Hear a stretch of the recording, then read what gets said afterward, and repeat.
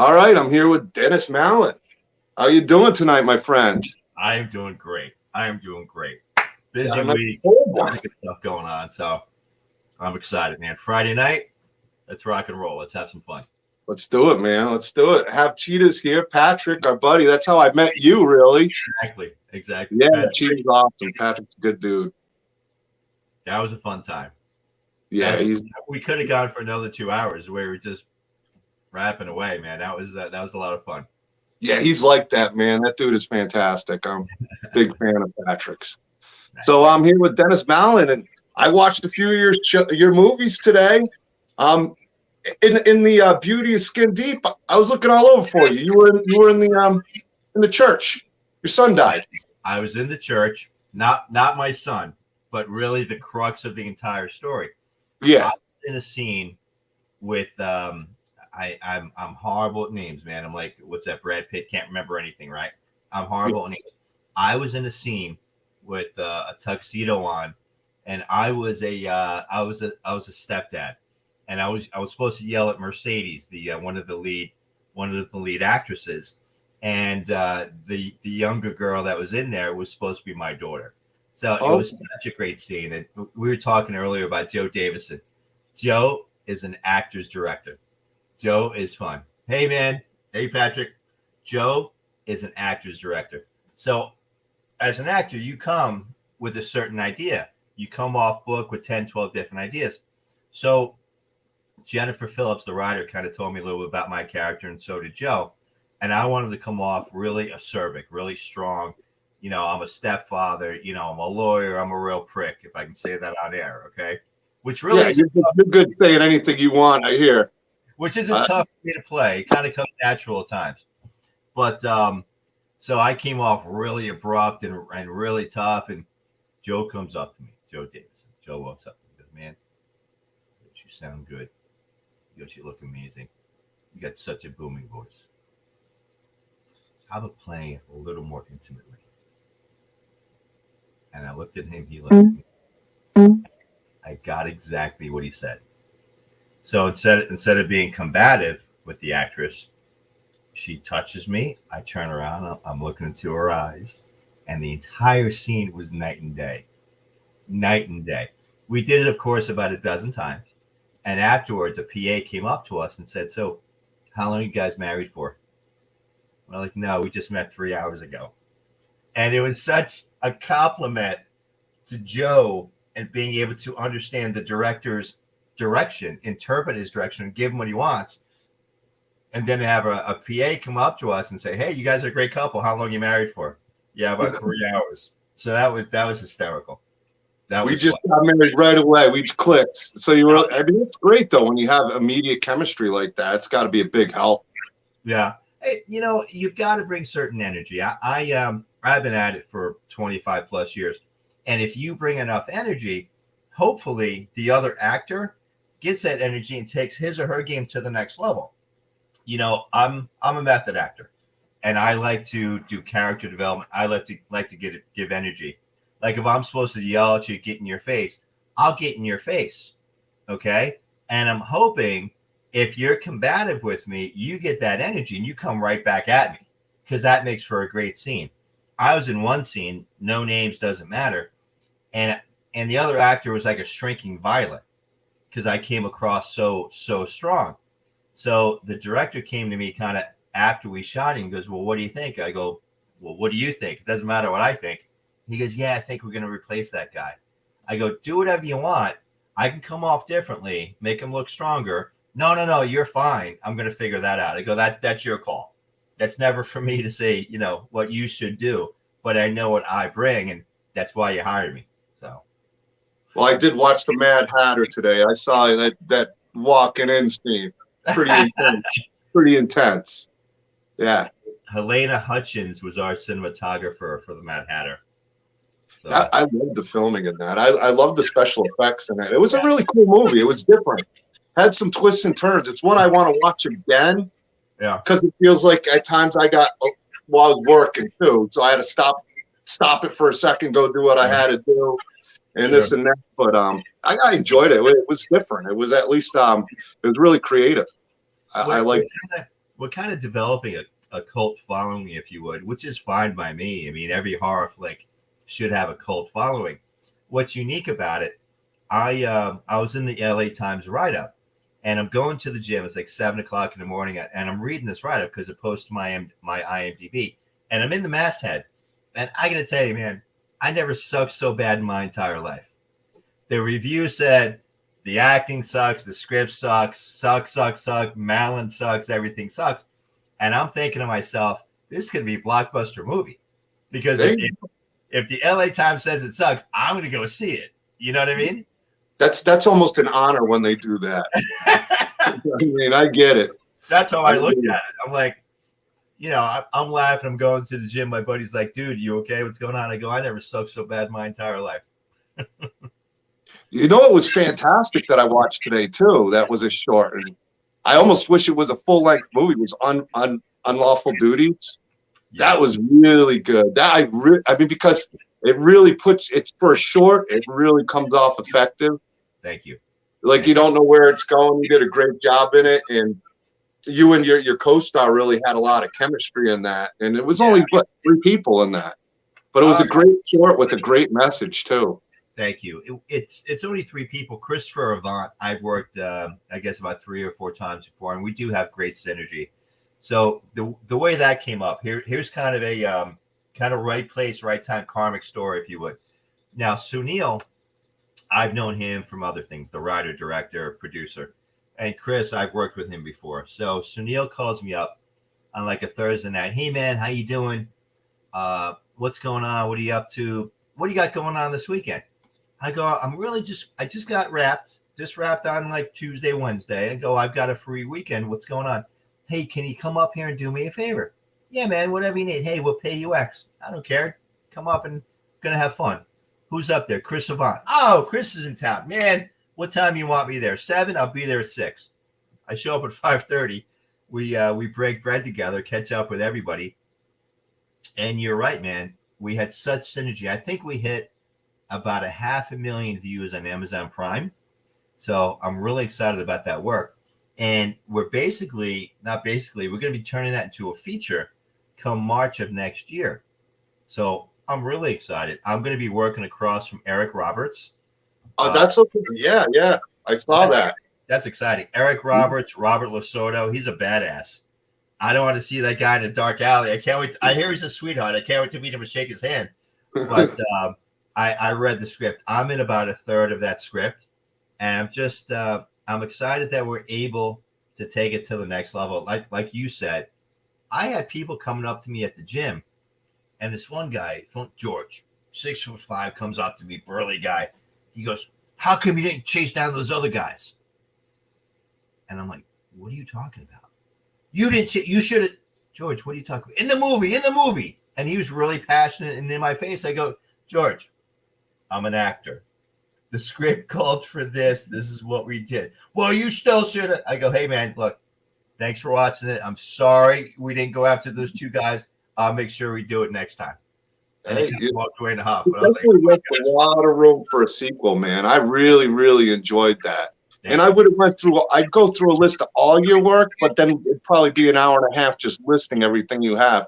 Even when I go to check your Facebook profile, it's this movie, this movie, this movie, this movie, this movie, this movie. And it's like, wow, this dude's, when do you have time to sleep?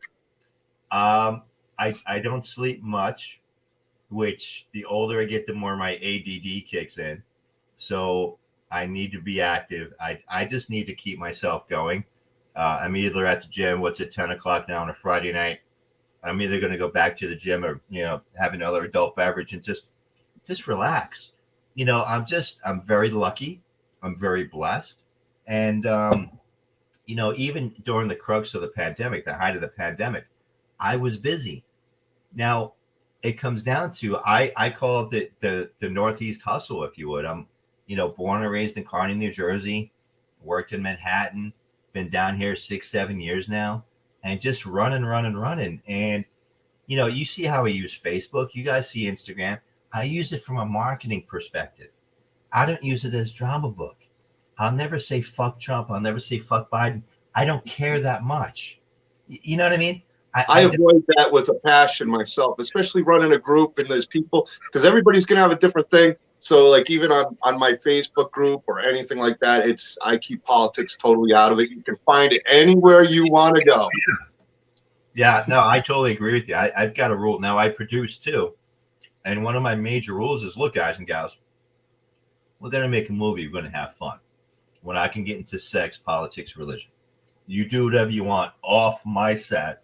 But I even have a rule as an actor. I mean, I'll do my scene. The director will cut. I'll kind of huddle with the director. And then I go off into my little corner. Or I go off into my trailer and just kind of stay in my character as a method actor. I don't get involved with the BS. I'm not that astute. I don't have that time. I don't care all that much. I don't know if that's good or bad, but that's me, you know? So I can totally understand, especially I'm from the Northeast too, so I get a lot of what you're saying. I was born in Jersey. What is it? Pequannock. So I lived in Jersey for a while. West, the mountains. Yeah. I lived in a lot of upstate. I lived in Clinton, New York. Nice. Franklin, Massachusetts. So I got Northeast just smashed and splattered all over my face. If you notice, I got like 5 Northeast accents going for me. I'm working on it, but it's, I'm in Missouri now, so I'm really working hard on it. But it's so hard to do. I wasn't going to ask, but, it is what it is. And you get my point when you say the Northeast hustle, because I love Florida. I love the people down here. I love everything down here. It's a little different. I was talking to my brother today. My brother Brian calls me up, and Jersey, and we're kind of getting into it. And the F-bombs are dropping, and this and that and everything else. I'm like, I fell back right into my Jersey. I feel back. If I see friends from Massachusetts or something, the accent comes in super thick. The F-bombs are coming flying, because that's how we talk in the Northeast. If we don't add it. An F-bomb or something like that at the end of a sentence, it's not a complete sentence. You're so right. You're so right, man. It's funny. I was on set, and I was in Texas last week. I was down in Hico, Texas for the Billy the Kid Film Festival for the Western that I have at Killer Miller, and I'm sitting at this diner with Barry. What's his last name? I'm the same way, man. I think it's a Northeast thing. My brain hits these farts, and I can't remember a thing. Too much snow. But I'm sitting with this actor, 40-year career, well-known, well-respected. I'm sitting with this publicist. I'm sitting with a producer. So this waitress comes up to us, and she sits down, and she takes her order, and I open my mouth. She goes, "Where are you from?"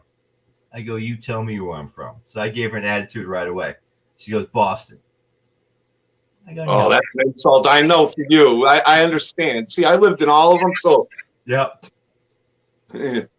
Boston? I go, "No." I go, "You got 2 more chances, and then the meal's on you." She goes, "New York." I'm like, "All right, close enough." Close enough, yeah. I go, where you from?" She goes, "Massachusetts." I go, I said something else to her. I had the table in stitches. I go, "Oh, what are you, wicked awesome?" And they all started laughing. I go, "Give me my coffee. I like my coffee, and I want my water." And expecting that. I was just busting her, but get the Dunkin' Donuts to get some of that wicked awesome coffee. I'm telling you. Yep. With the water. We got one Dunkin' Donuts here in Missouri that just opened up. That's kind of close. Okay. And I love Dunkin' Donuts. So unfortunate, man. You know what's good? Right. Do you have a Wawa out there? I don't. Man, Wawa coffee is like mother's milk. When I was in Toms River, New Jersey, I'd go to my gym. Right outside of my gym was a Wawa. I didn't have to leave the area. I was loving it. Get my workout on, roll out of the gym, go to Wawa's, get mother's milk. The coffee tastes like mother's milk, right? I can drink it all day, all night, sleep like a baby. It's we have 2 Wawas in the town that I'm in Florida. I'm down in Sebring. And we have 2 Wawas down here, which I'm really happy about. So, I'm always out there. I've got the Wawa point card. They see nice. me. I lived in Florida for a while myself, over in the St. Lucie area. Oh, sure. Okay. Nice. My parents live out there. Actually, Boogeyman lives out there. That's really. Yeah, he's from the Brooklyn too. So his accent Trump's mind big time. He's got that thick Brooklyn accent. There is no doubt where he is from. That's Awesome guy, though. That's awesome. That's cool. We got a Yeah. bunch of friends from Boston with the Boston or Brooklyn. Sorry. Brooklyn, don't call him Boston. What's up? My apologies. My apologies. But he gets all Dennis was all insulted that somebody guessed Massachusetts by him. No, he's screwing it all up, man. I got this buddy down here that's from Massachusetts. Like every time I see him, I go, "What's up, you masshole?" He's like, "Fuck you, Jersey." Oh, I always appreciate. Well, you know how it is with the Boston, New York thing, especially like the Yankees, Red Sox, yeah, Jets and the Patriots. Those kind of, it's definitely battle. But I never took things personally. I always busted like any friends that were New York fans. We just bust each other's chops. When I was in New Jersey, true story. My son's 22 now. The Devils, New Jersey Devils, won the Cup a few times in like the late 90s, 2000s. And they had the cup displayed at Point Pleasant, New Jersey. So it was a bunch of us. There was one fan with a Boston Bruins jersey on. Now, I love everybody from Boston. I'm not casting shade on anybody. I don't want this to bite me in the ass. I love Boston. Been up there about a dozen times. This one guy at 9 o'clock in the morning was shit-faced, and he's causing trouble. Now, I made sure my son did not touch the cup because you can't touch it unless you win it. That's superstitious. Now he's 22, doesn't play hockey, doesn't matter. But ahead of us, the guy was such an ass. And we're like, what's going on? And there's state police there, New Jersey State Police. You don't mess with the Jersey State Police. And we're like, you got to get this guy out of here. Oh, no, he's okay. He's okay. No, he's drunk. He's harassing my kid. Either I'm going to hit him or you're going to hit him. Yeah. You're laughing. Boston, there's just something that brings out the worst between New York and Massachusetts. It's when you bring sports. Anything else, get along great. Come together for anything else. But if you bring up sports, it's done. It's over. It's the Babe Ruth thing. I mean, it's still with the new Yankee Stadium. I remember seeing someone put a Red Sox jersey in the cement by a flagpole. Now the entire stadium's done, and some contractor put this jersey in there. They dug it up and they burned it right there. I don't know how they found out, but that's, the curse of the Babe is real. It was. At least it changed. That was, I got to admit, in Boston at the time, it was just after, 86 years.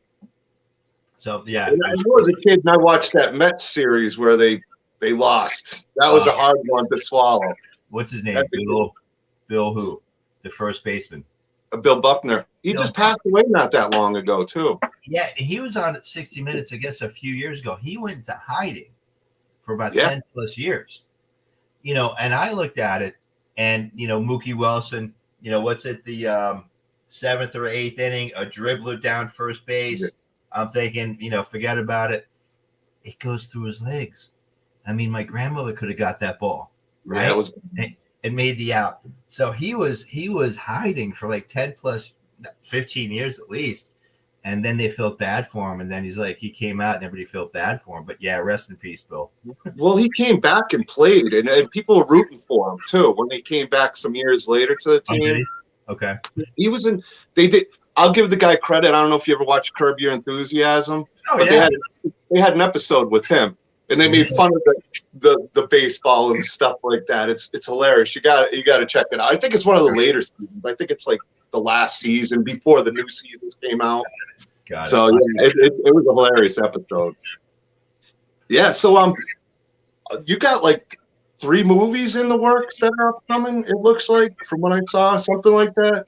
I got a bunch of stuff in pre-production. I got a bunch of stuff that's in the can, waiting to come out. Daddy, we're back. Just got picked up by Second Network. We're on YouTube now. We're streaming with Glued TV and E networks, and we're all over YouTube. Episodes 1 through 8, season 1. We did that at the height of the pandemic, right in Riverview, Florida. And I'm Daddy, and it's an interracial family. And the way it was written, Angela and Valencia, the writers, directors, producers, man, they know how to write. and they touched every topic that happens in the world today.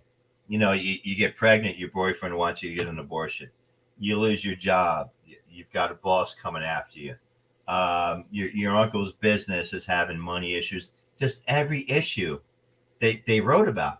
And I remember reading the scripts initially, and I'm like, it's kind of out of my character. Because, I mean, you see my body work. I kind of play everything. What's up, guys? I kind of play everything. I play the badass, really, and, you know, whatever. This was like the emasculated white male. And I'm like, okay, no, I can cry on a dime. I'm a method actor. You want me to cry right now, man? I'll cry for you. I'm reading the scripts. I'm like, all right. You cry at the end, and that way you can cry to make it sound like it was such a great interview. You're so sad it's ending or something. I'll see what I can do. I'm a few beers into it already. And I'm reading it to my fiance. I'm like, what do you think? She goes, you're an actor, stupid. Go act. And I'm like, okay, good. Because I like to have range. I like, the more broken the character, the better for me. Because I like range. Don't give me the lily white sheriff. Don't give me the lily white whatever. I want the badass alcoholic, you know, kicked out, homeless. You name the scenario, I'm your guy. Because there's a lot more meat to a character like that than something that's all milk toast. You know? So I was able to really get into that. So we've got that out. I've got Great People coming out, which is hysterical. Romello Blade, writer, producer, him and his wife, Victoria. We did a feature up in Orlando, Florida. My character's name is Teddy Madoff. Okay? A little takeoff and burning? Maybe, maybe not. Madoff! It's a comedy, and it's hysterical. I just spoke to him today. He put it into the Tribeca Film Festival. So we will see. That should be coming out, I would imagine, January of next year. We got that going on. Killer Miller. It has won about 40 best films in 40 different film festivals, really starting in Eastern Europe. We're going to be in Florida. That's why I was in Texas. I've got 3 best actors out of it. Now, Killer Miller, I saw it for the first time last week in Texas. I'm sitting in the front row. I don't like watching my work, okay? I'm sitting in the front row. I'm in the fetal position, and it opens up. And I remember the opening scene, and I'm looking at it, and I'm like, I'm pie-eyed. Like, here's a movie I want to watch. And it's drawing me, and it's drawing me. And I remember the first scene, and I'm like, yeah, this is bad. I'm like, yeah. So I went from this to like, give me more, you know, and it went really, really well. Q&A afterwards, big standing ovation. We got 3 best actors so far. So that's coming out down here December 4th, which I'm really excited about. And just, you know, just a bunch of stuff coming up. I got The Italians, which is an international crime drama. I'm the assistant Homeland Security Director. Okay. I'm the most corrupt politician in the world. Okay. Zach Dieppe, the writer producer, has written about 7 books. And he goes, Dennis, I've got enough material to do about 10 different seasons, 10 different years. He goes, I like you, Dennis. I like you a lot. We're going to work a lot together because you can play different roles. I'm in, Zach. Give me a script. Give me a contract. Give me a time. I'm yours. Let's work. I love to work. So he's telling me, he goes, look, you're in bed with the Yakuza. You're a mafia pigeon. You're this, you're that. You do all the dirty work for the director because I'm the assistant director. And oh, by the way, you've got this affair, you've got that affair. I'm like, Zach, let me read the script, you know? So, and that's going to take us to Frankfurt, to Paris, to Miami, to New York, to Dubai. So just the traveling alone sounds fun. Let alone and that sounds, I could see that being a great character for you too to play, because just from what I've seen watching you and stuff, you can be very intense. I could see you as a corrupt kind of guy, Homeland Security guy. I could see it. It's all all acting. It doesn't resemble who I am at all. It's all Well, acting. but you can be very intense from the things I've seen. You're very intense, and Thank you. I could definitely see you playing that role very well as an interesting character. It sounds like you're really excited about this one, and I want Killer Miller. Am I saying it right? Killer Miller. It sounds like you're really excited for that one. Is this one of your favorite projects to date that you're in? Well, I've never done a Western. And if you really look at what's going on, Deadwood, you remember Deadwood? Oh, yeah. That was a great series. They went a few seasons, then they did a movie, Timothy Oliphant. Just a great series. Now you've got Yellowstone. Kevin Costner. Another going into third season, give or take? I don't remember exactly, but there's a lot going on.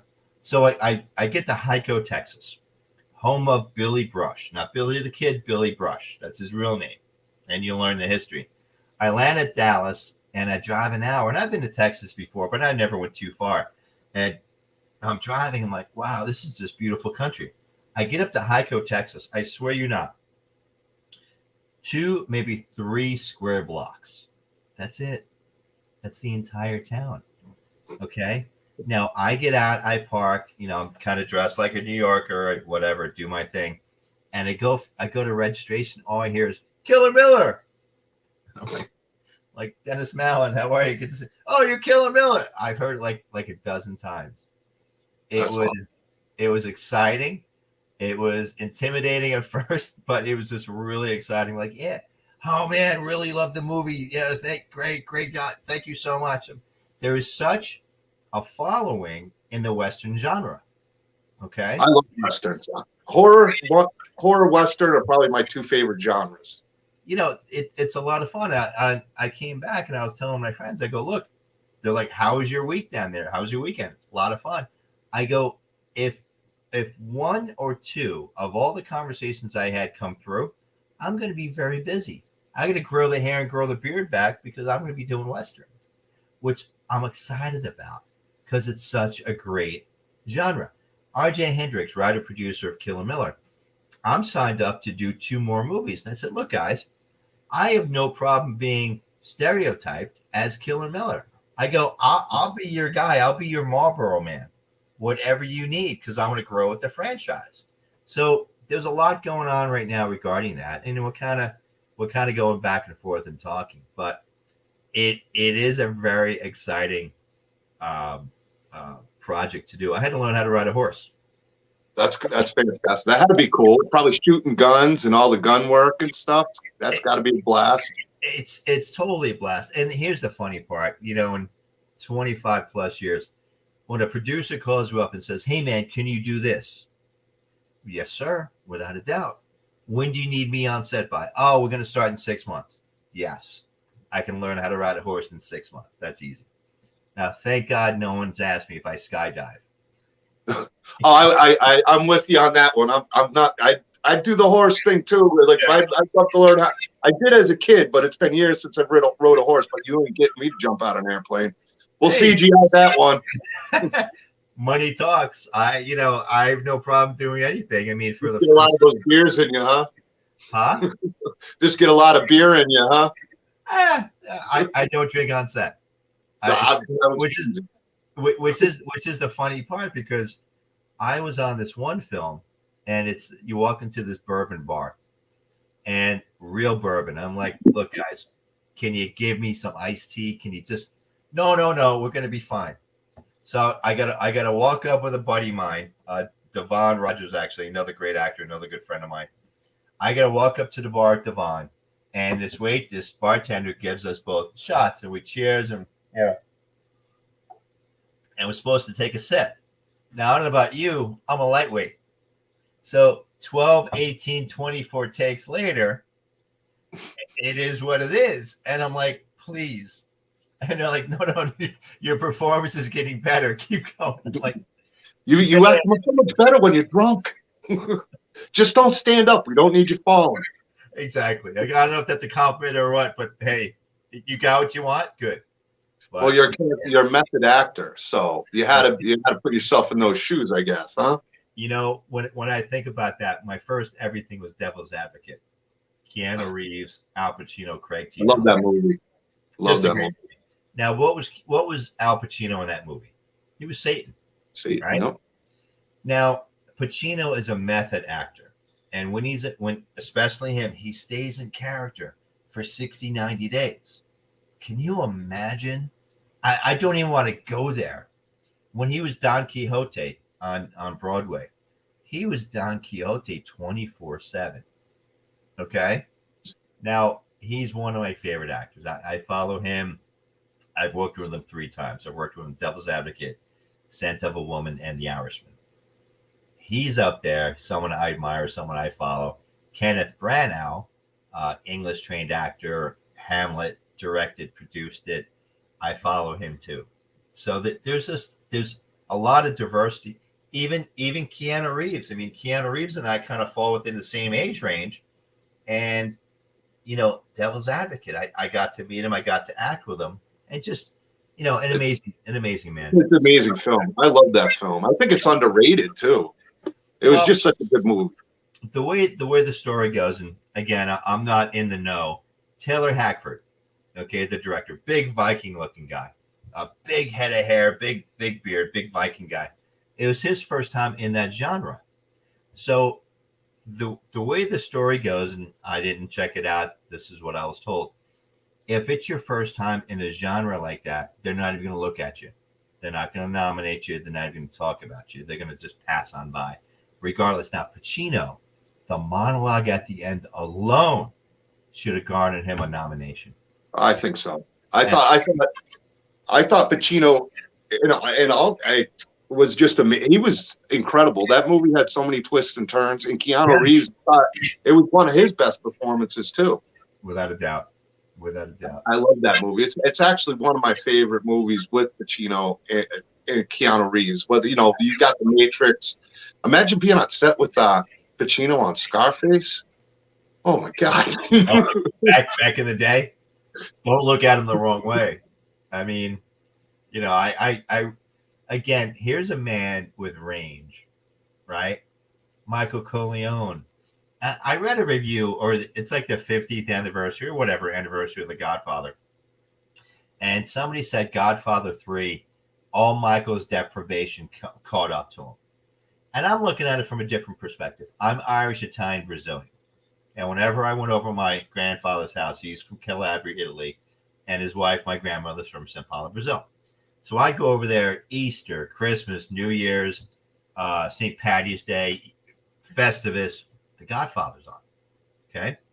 Now, there's a lesson learned. All Michael was doing was what? Taking care of his family, protecting his own, taking care of his own. It's not his fault that Fredo was a little cuckoo.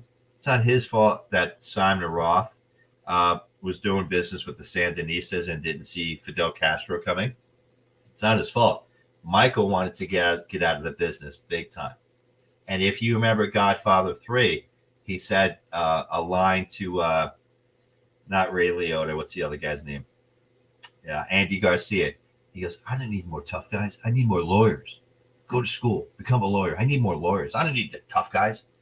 That's telling. So he divested of all the gambling business, of all the nefarious businesses, right, to become this global conglomerate.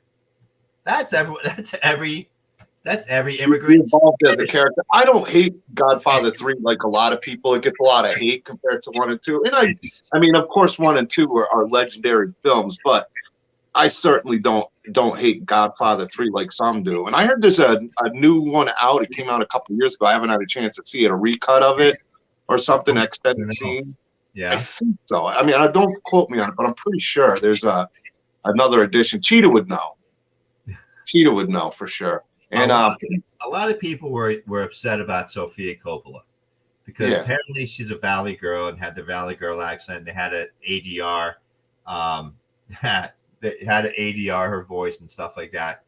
But when she died on the steps of La Scala, right, when Pacino had his stroke, seeing his only daughter shot and dying, I cried.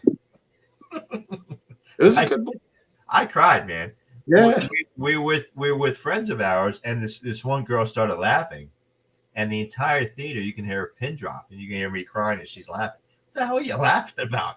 Here's the pinnacle of that entire show, outside of Mike having a stroke, and then him dying at the end. Someone said, "Oh, he died like a dog that he is." I'm like, you don't know the story. You don't get it. You don't understand it. But anyway, it was. I think people were expecting something different with Godfather 3, and I think that's what threw them off. But I agree with you. That scene was a fantastic scene. It really was.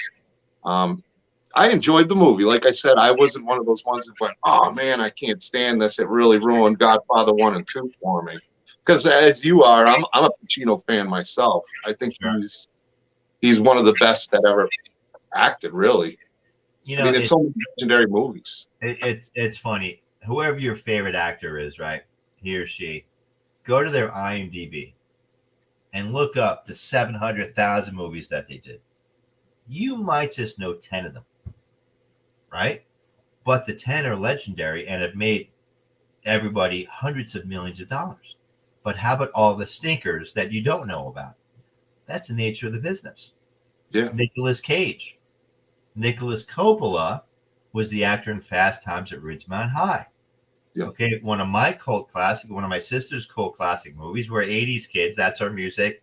That's it, right? Sean Penn, Spicoli. So, and just to see them, Nicolas Cage, Nicolas Coppola. I mean, damn, if my name was Coppola, I'd be proud of it and market it like no tomorrow. Absolutely. Yeah, another great actor, another method actor, and he's done well. He's gone far. He's had, like you said, a bunch of stinkers, but he's had some great ones, like Raising Arizona, really launched his career. Fast Times at Ridgemont High. I mean, that was a great one. I mean, I grew up with you. See, I'm a big, I wanted to get back a Western fan because that's got to be fun.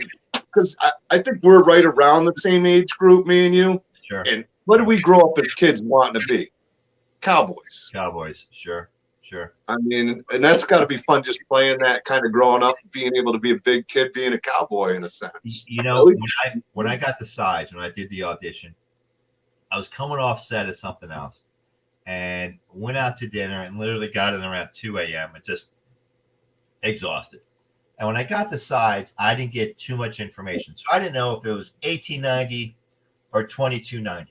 I didn't know if it's Blade Runner. I didn't know if it's Matrix or The Good, the Bad, the Ugly. So it's 2:00 in the morning and I'm doing a self-tape audition. Now, when I talk, I get really deep and I talk really slow. And people like the little reverb, the little grittiness. And I did the audition and I slayed it. And I said, I don't know if this is 2290 or 1890. What I'm going to give it. I tell you that because the next morning at 9 a.m., mind you, I'm sleeping because I got it at 2. RJ calls me up. Man, I love the grittiness of your voice. I love it. We're going to do this. We're going to do that. Are you available these dates? Are you available here? I'm like, look, dude, I love you. I'm sleeping. Call my manager. Here's her name. Here's her number. Yes, I want to do it. That's all I want to hear. Yeah, blah, blah, blah, blah. So we had a table read at his house. And he goes, I don't want you to act. I want it very deadpan. And I'm like, all right, so you're going to say my life is that much easier. You just want me talking slowly, matter-of-factly, and just giving this to you. Yeah, that's all I want. All right, that's easy. That's great, though. That's awesome. Well, you're a method actor. Being a method actor, how hard is it, say, if you're working on a bunch of different projects, to go from one character to another? Because it seems like you're working on a few at the same time, too. Is it hard to transition being a method actor? Does it sometimes you accidentally fall into the other role and you go into this character and it takes you a couple minutes to adjust back to the other character? It takes, depending on how tough it is and how emotional it is. I did a hearing aid commercial 2-3 weeks ago. And the director said, okay, this is an emotional scene. You're finally hearing your daughter for the first time. Can you cry? Hell yeah. I go, give me 2 minutes. And I work it up. And I work it up and I go to a dark place and I'm like, he's ready. I'm like, yeah. He goes, action. And I'm like, where?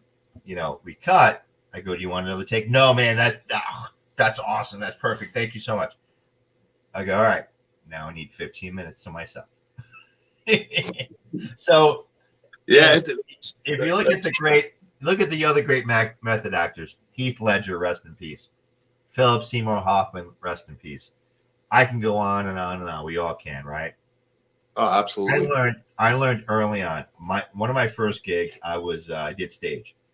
I was Lenny in Of Mice and Men. Okay. Yeah, I love that book, and I love that movie. I love the one with Gary Sinise and stuff. Another great actor.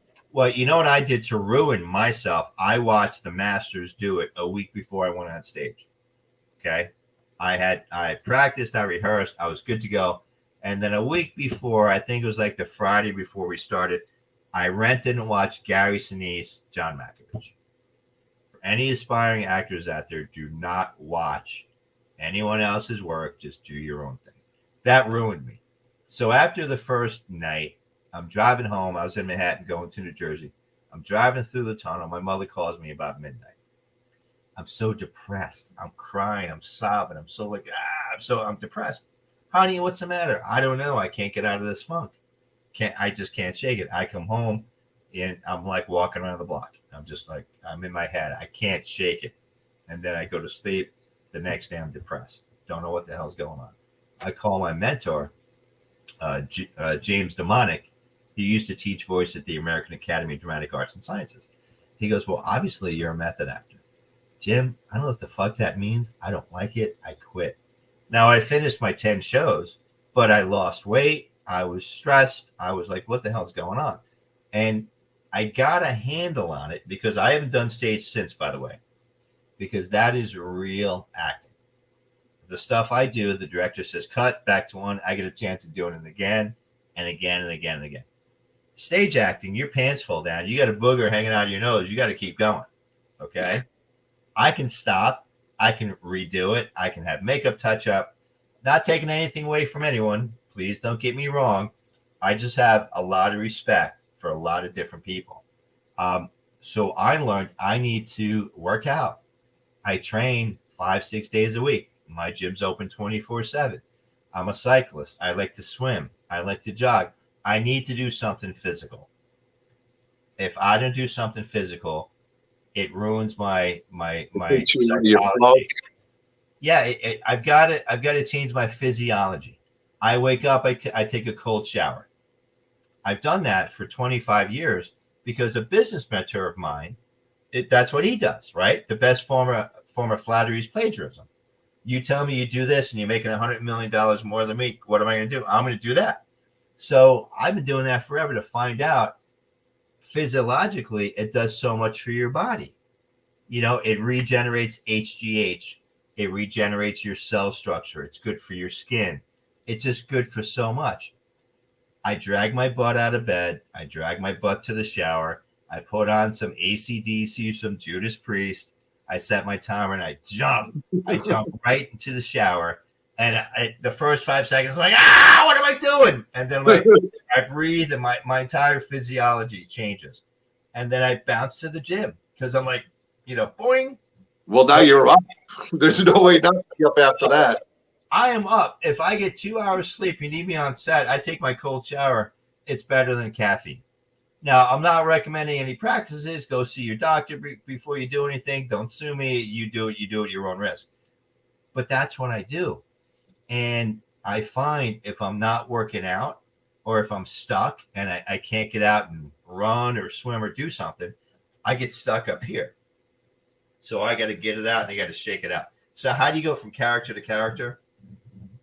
You got it when you're done with something and you're wrapped, you got to shake it out, man. You got to shake it out. You got to go hit a bag. You got to pick up some weights. You got to pick it up and put it down. You got to do something physically. Now that's me. I'm a lightweight, obviously. As you know, I'm not a big drinker. I'm not a big smoker. I do smoke, but I've never been hardcore from that perspective, if that makes sense. It does. You try to, you kind of keep yourself balanced in your own way, healthy body, healthy mind type deal. Yeah. It makes a lot of sense. I used to work out a lot. I used to do MMA. I used to have a landscape company. Now I work with special needs, so it's been a little, and I do like 100 hours a week. Wow. It's been a little harder to stay in shape. Luckily, I'm tall, so I can stand up and suck it in a little bit more. But I I do miss working out, but my hands are a mess. So even like punching a bag anymore is really, really hard for me. Well, good So, for you. Good for you for helping out, though, man. That's good for you. That takes a big heart, and a lot of those kids have big hearts, and they need good people. So that's kudos I to you. love it. I don't think I could do anything else. I couldn't landscape the way I used to doing 10, 12 hours a day, 6 days a week. Sure. I got to the point where I never want to cut a lawn myself. I hire somebody. I just hate landscaping with the passion. I did it for 25 years. It took a toll on my body. No more for me. No more. You're done. You're done. I'll pay for somebody to cut a lawn. Luckily, I got a small lawn where I actually live that I'm barely at. So nice. All right, $20. Go at it. We got a crew that comes in every week. It's part of the whatever, part of the program that we're a part of here. But yeah, it is what it is. I couldn't do it. I wouldn't want to do it. Plus, it's not the best use of your time. Where would you rather be? Creating something, helping somebody out, right? I'd rather hire someone that's an expert at it, take care of them, take care of a small business. So yeah. Kind of my help somebody else do their work. They got a job. I got my own job. I got so many other things to worry about than cutting a yard. I'd rather use my time because I'm actually between trying to do the group page, my YouTube channel, working with the special needs, trying to make time to do that. That's why a lot of times it's 10 p.m. Eastern. I let them get to bed, get them all situated, and come down and do my sit downs. And actually, the reason I got all my stuff is because one of my guys is a huge fan of horror and masks. So It all started during the pandemic, and now I got an insane collection of too much, but I love it. It's an addiction, but it's a good one. At least it's something that it's worth something I'm spending money on. That's all good. A good friend of mine down here, Preston Walden, great writer, great director, indie director. He just got global distribution for one of his features. So he, I co-produce with him. I'm always acting in the stuff because he'll write something with me in mind, which is really cool. He likes what I do. He knows I keep myself busy. He good friend of mine. He'll be out there. Killer Miller comes out. We're just so simpatico. So he'll write something with me in mind. We're doing something. I've got to look at my IMDb, and he's got me cast as a lead in Evil something, Evil Birth, Evil Born, and it's a great script. It is a great script, and I'm really excited about it. I've got to look it up. But he is such a great director and talented guy. I actually put him in touch with here we go, Expecting Evil. My character's name is Father Seamus Lowry, Expecting Evil. Now, that's all I'm going to tell you about that, but it's such a great script, and we're probably going to get that done like in between projects because he's got a lot going on. I've got a lot going on. So we'll probably do that right after Christmas and probably right into like the second week or third week of the new year. So we'll do that. And I love what I do so much. When I'm sitting around with nothing going on, I get nervous and jerky. So that's kind of how I started producing because people would call me up. Hey man, do you know somebody that can do this? Hey man, do you know anybody with this? I'm like, just bring me aboard as a producer. I'll put together the team. I'll cast for you. We'll put it all together. We'll make it happen. And I'll never direct. I will never direct. People have asked me, hey, you've got such a great eye. You know both sides of the camera now. Why don't you direct? Be my first AD. I go, no.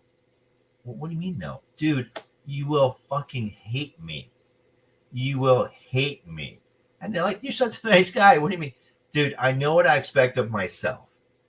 Okay? I can't expect half out of you, and you. You guys will hate me if I ever direct. Oh, come on. I'm telling you. So I was first AD for a friend of mine for a short. And I told everybody up front, here's the deal. You're gonna hate me during the process. You're gonna love me once it's done. Because like Joe Davison, I demand a lot out of myself. I demand a lot out of my actors. And I don't fuck around because time is money. So my sound guy, my cinematographer, my PAs, my entire crew, my grips, my gaffers. You better be on your game. Now, it was a first-time director, so I had her take care of the technical aspect, the angles, the blocking. I'm working with the actors, and I had so much fun doing that, and they really enjoyed that, and we got the best performance out of that. So after the fact, we do the rat party, and they're like, you know, you really are a prick, but I'm glad you did what you did because it turned out so well. You demanded more. You're on the actors. You're on the crew. You pushed, you pushed, you pushed.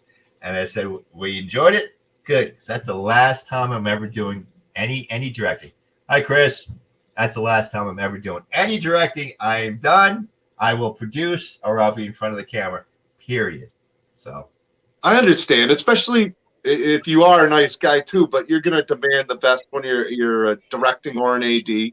And I can get that. I can understand that because you expect the best. But like you said, though, they'll love you after because if you don't put your foot down and you let things slide that you're not happy with and you don't want to be mean about saying that it's just not right, then you're not doing them any favors. You're not doing yourself any favors. You're not doing the film any favors. Yeah. So look, it's called show business. It's not show friends.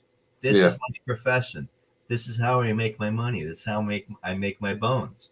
I know what I expect out of myself. So, like we said earlier, if you and I are acting in the scene, I'm giving you so much energy, you're either going to be shut down by it or you're going to rise up and we're going to have a kick-ass scene.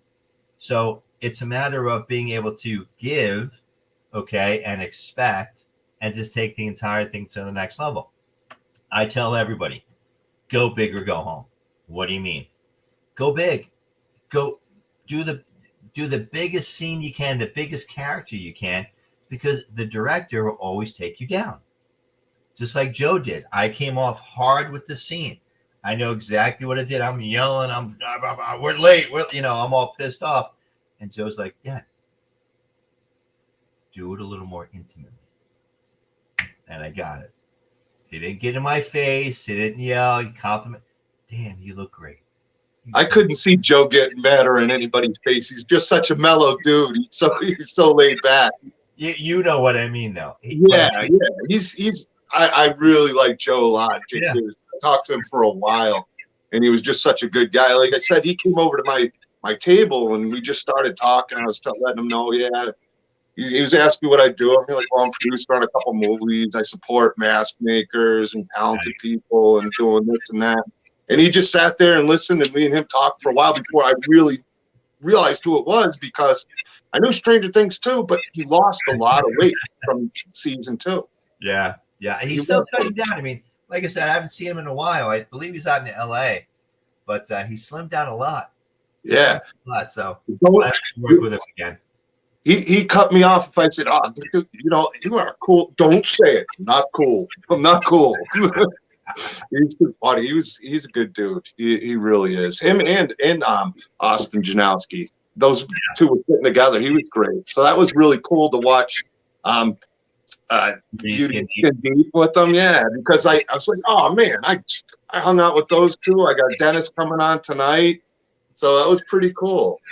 Austin is the reason. Austin and Essex O'Brien are the reasons why I had a lead role in the Great People. Oh, really? I'm in an office. We're doing an audition. I forget what the audition is for, but I get up early as I always do.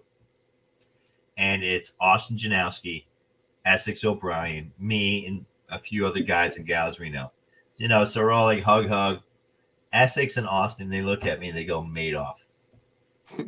I'm like, what? You can play Madoff. I'm like, all right, whatever you need, guys. They go, well, you're going to get a phone call from Romello Blade. So literally the next day, this is like maybe Wednesday into Thursday, I'm sitting in Winter Haven Starbucks. I'm having a mocha chocolate latte, whatever I'm having. I'm with my friend Diana. And I get this call, and I look at my phone, and it's a strange number. I'm like, all right, Dennis Mallen. And the guy went on, Romello Blade, blah, blah, blah. I go, look, I need to talk to my manager. I don't have time to talk to your manager. We're off in UX. Okay, can I read the script? Yeah, I'll send you the script now. All right, when do you want me on set? Can you be on set tomorrow at 10 a.m.? Can I get a chance to read the script? Oh, don't worry about it. We're only going to do scene 6 to 7. There's really little dialogue for you. Your dialogue picks up next week. All right. Can I read the script? Look, here's the log line. And I'm like, Austin's in it, Essex O'Brien's in it. Yeah. And I'm thinking a bunch of my other buddies are in it. So I call up Austin and go, dude, what the hell's going on? What is this? Oh man, you're gonna have so much fun. It's a comedy, it's a dramedy, it's a full-length feature, 2 hours. Well, what's the log line?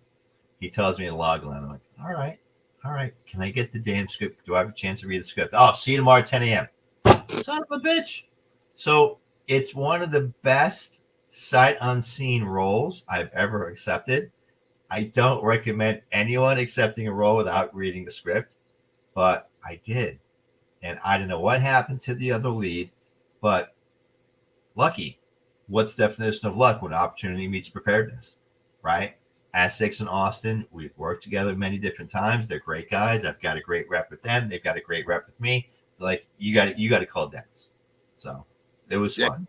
He's a great artist, and I got his comic Zombies. Oh yeah, I gotta finish it up. I keep meaning to, and I was really enjoying his Zombies comic because I'm a zombie fan myself.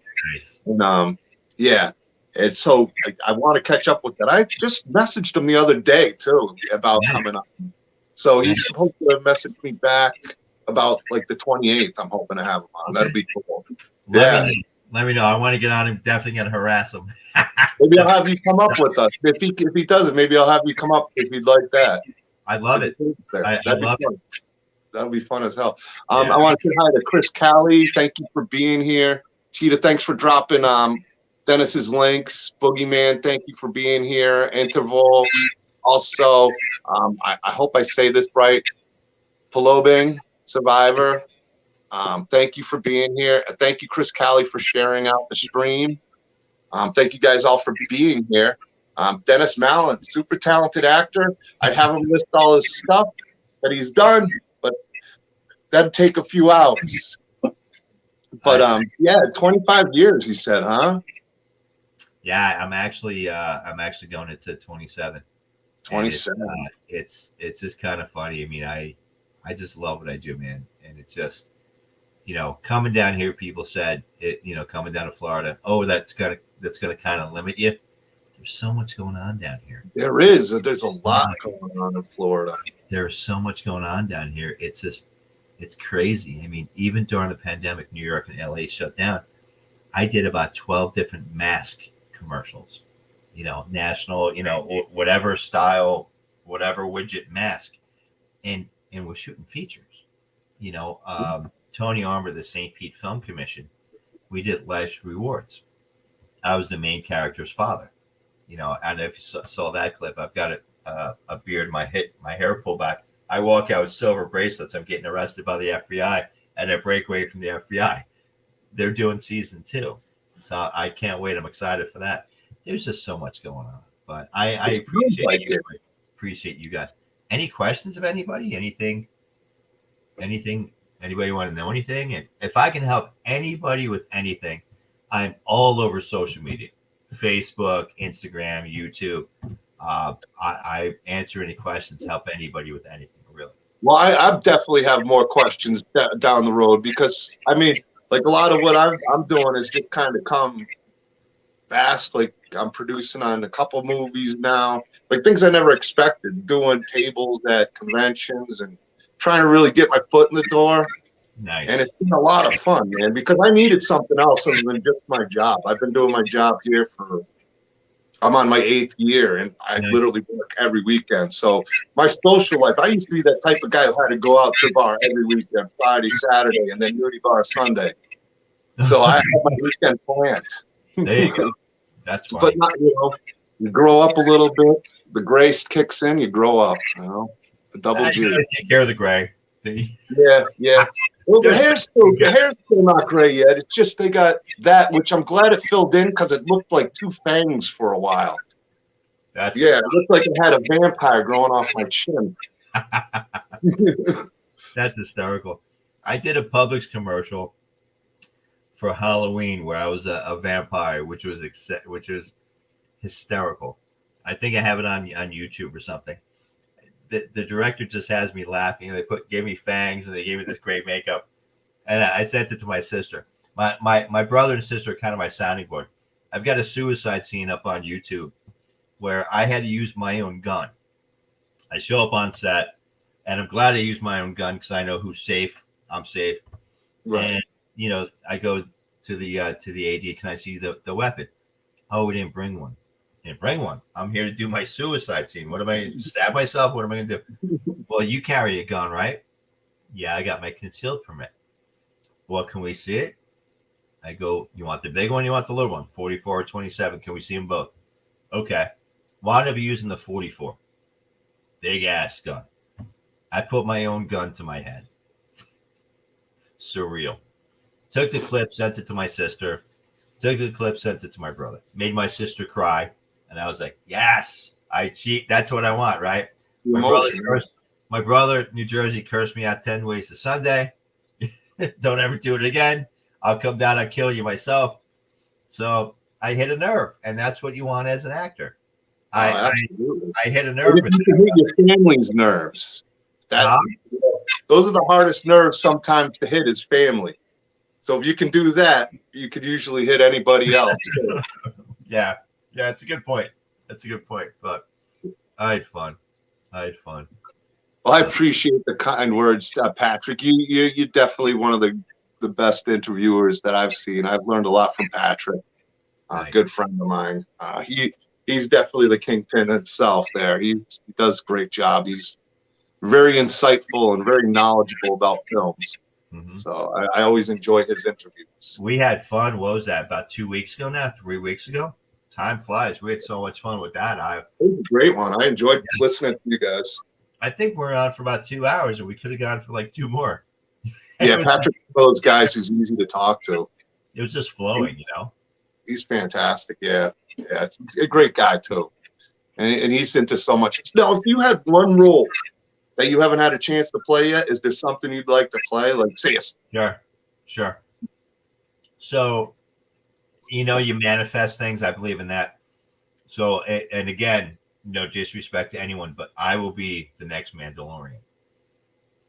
Oh, that'd be nice. Okay. Plus, I've got my management team right now looking into Dune 2.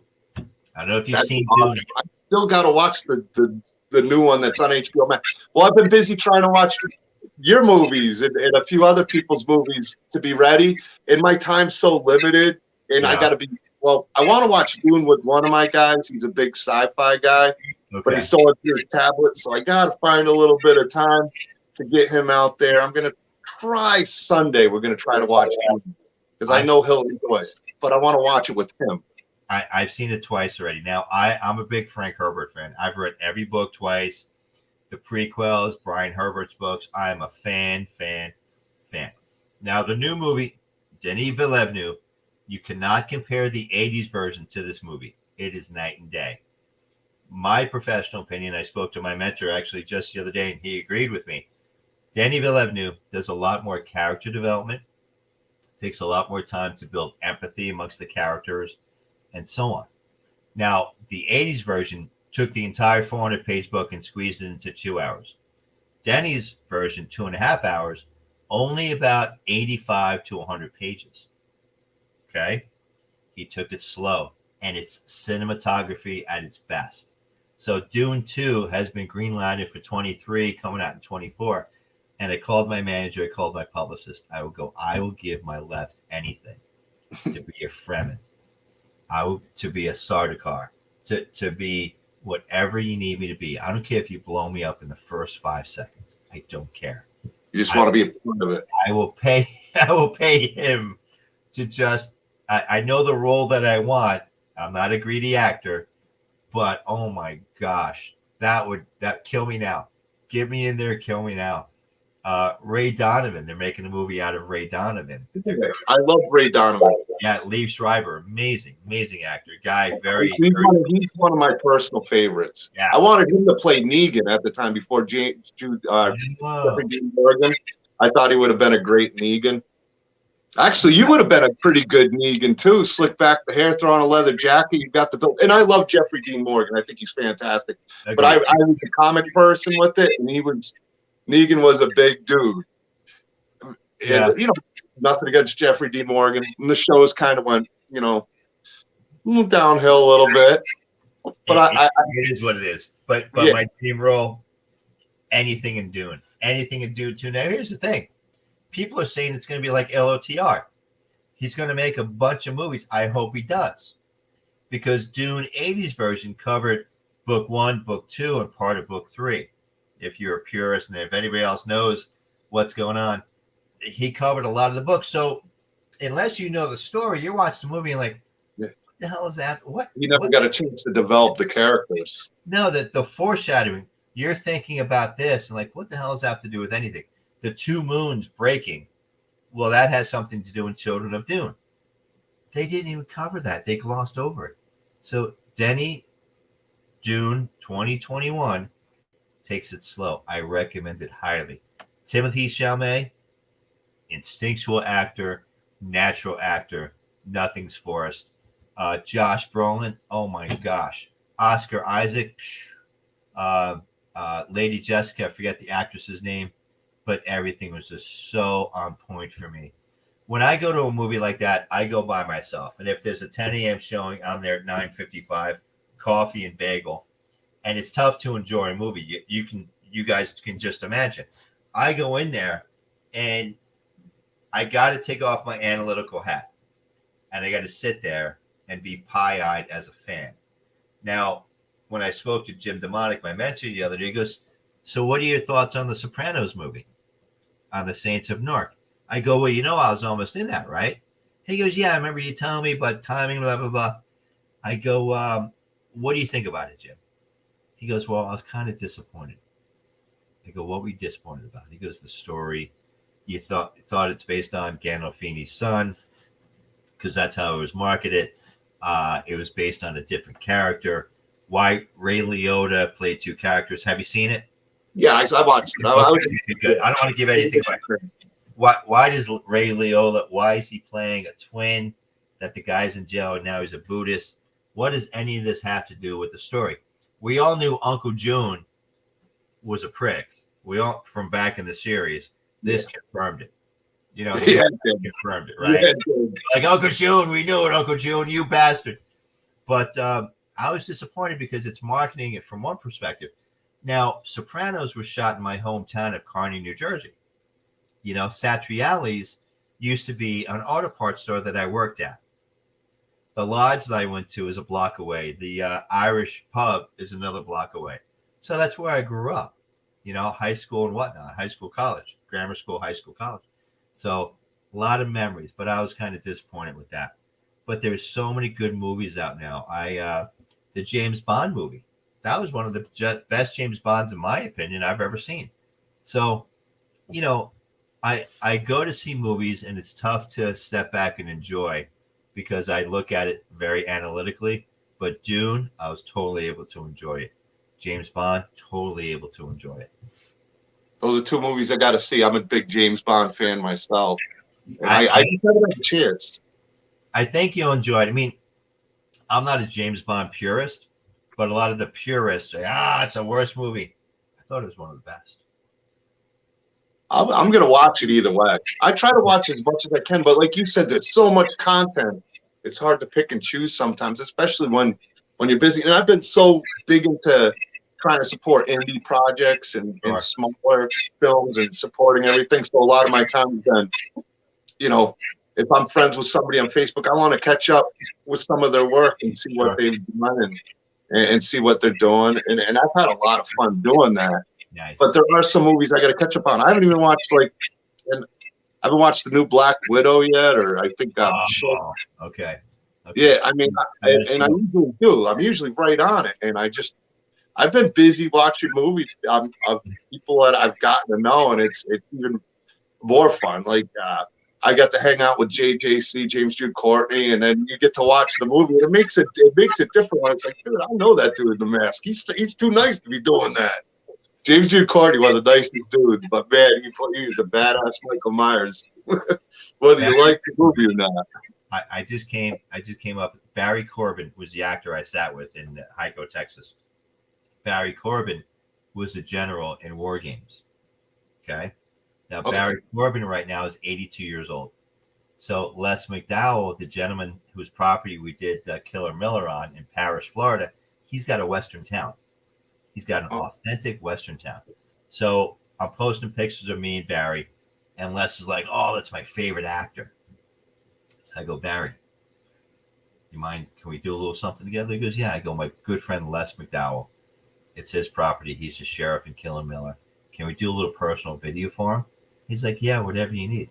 So Barry's like, hey, Les, how you doing? Hey, and I go, happy birthday, Merry Christmas, Happy New Year, Les. Here you go. So I made the guy's day. Barry's one of his favorite actors. And I asked Barry, I go, what is the secret to longevity? Because obviously he's 82. He's been around 60, 70 years, right? He goes, you got to change it up. You got to show range. You got to do different characters all the time. And I didn't say anything, but I'm thinking to myself, yes, that's what I try to do. If you look at my body work as you have, I've been fortunate enough to play 8 different characters this year alone, which I love it. Going from the Western, going to sci-fi stuff, playing Daddy and Daddy We're Back. I'd love for you to see Daddy We're Back, episode 1 through episode 8. Call me after you see episode 8, because there is such a major twist. I've got a lot of my high school and college buddies calling me up and saying, oh my God, dude, what the hell? What's going on? And it's interesting because even people at the gym, remember I told you that story earlier, they're like, so what's going on? I'm like, what do you mean? Well, what's up? And I'm like, well, you got to stay tuned for season 2. I'll have to check it out. I was gonna watch it because it was a series, Daddy You're Back, right? Yeah, I'm pretty sure it's on Amazon. It's on YouTube. It's on YouTube. Yep. I'm gonna definitely watch it. I definitely got to support you as much as I can. I appreciate it. Like I said, I'm really excited about Unlawful Duties. I really like that. I can't wait for a full picture of that movie, because you guys really hit a lot of points in. I think it's about 9-minute movie or short. Yeah, ish. Yeah, we got so much done in such a short period of time.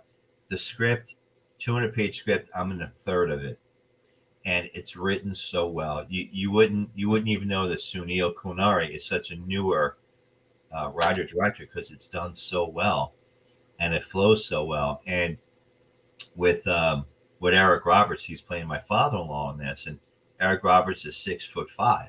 I'm 6'1". I didn't realize he was so tall. Yeah, somebody told me. I haven't worked with him yet, but he's like, oh yeah, he's like 6'5". This. But he's a sweetheart of a guy, and I'm just excited. You know, Robert Lasardo, you see his picture on IMDb. The guy is bald guy, tatted out, cock diesel, shredded, badass. Someone you don't want to meet in a dark alley or at a bar, you know. But I hear he's such a sweetheart. So these are the people, and I'm excited because kind of my career, there's a lot going on, and I keep telling my management team, your goal, my goal is just keep going. Put my head down, keep busy. You know, look at the sun, smell the flowers, and put my head back down. Well, you're definitely busy.